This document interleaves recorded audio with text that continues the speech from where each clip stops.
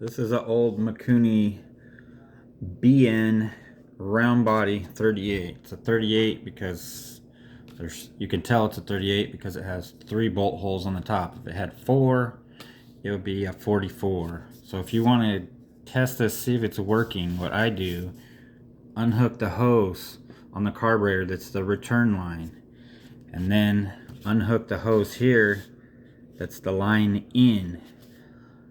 Once you have those 2 hoses off, you blow into the hose that was on the return line, and you should see fuel coming in to the hose that would go to the inline. So then you're checking to make sure that your fuel system isn't clogged, your fuel selector isn't shut off. Then you hook up the hose that goes onto the in, and if it's pre-mixed gas, some of that fuel that came out of this you could dribble in here, so that kind of primes it. That way people aren't complaining that you're using starting fluid, which you can get starting fluid that has upper cylinder lubricant, so it basically has oil in it.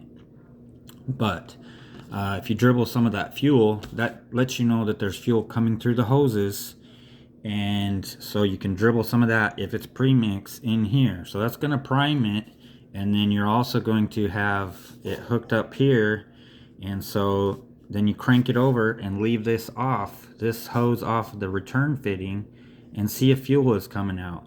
If there's no fuel coming out, then you know that you're going to have to rebuild your carburetor. Usually the diaphragms in here, they're rubber and they dry out, especially with ethanol fuel.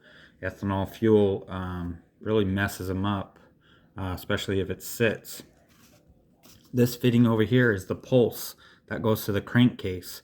So that's sending vacuum and suction every time the crankshaft is turning over. That's what moves the diaphragm for the fuel pump.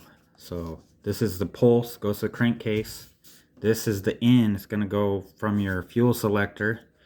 And this is the return, fuel is going out. So try that.